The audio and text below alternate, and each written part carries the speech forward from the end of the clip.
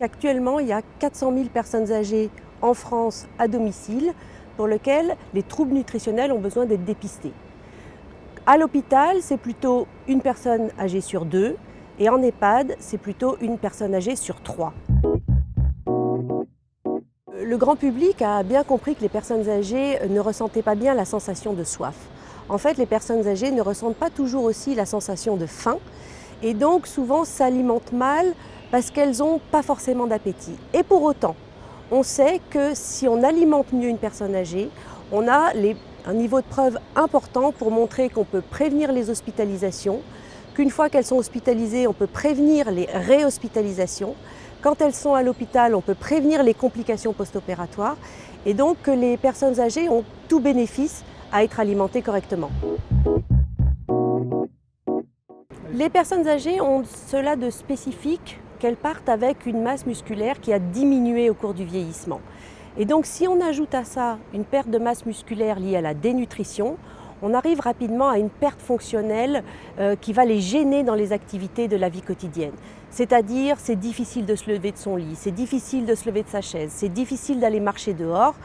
Et c'est là aussi que c'est très important pour le maintien à domicile d'avoir des apports protéiques plus importants, d'avoir des collations entre les repas et d'avoir une activité physique adaptée qui permet de maintenir ou même d'améliorer leur fonction musculaire pendant qu'elles sont à domicile.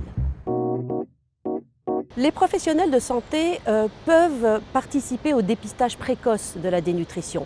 Ça peut être les aides ménagères, ça peut être les infirmières, les auxiliaires de vie, mais aussi les livreurs de portage des repas qui connaissent la personne âgée et qui se rendent compte progressivement que la personne âgée a moins d'appétit ou qu'elle perd du poids ou qu'elle est plus souvent sédentaire.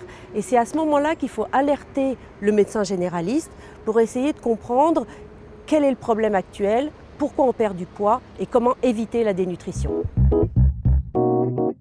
Les personnes âgées qui sont en EHPAD sont souvent dépendantes, malades, et elles ont peu d'appétit. Et donc il va falloir développer des stratégies un peu différentes de l'alimentation d'une personne jeune et qui a bon appétit. Par exemple, augmenter le nombre de collations, favoriser les prises alimentaires pendant les repas avec des moments de convivialité, de plaisir, mais aussi encourager les prises alimentaires en dehors des repas, en particulier le soir tard ou le matin tôt, parce qu'il faut éviter un jeûne nocturne trop important.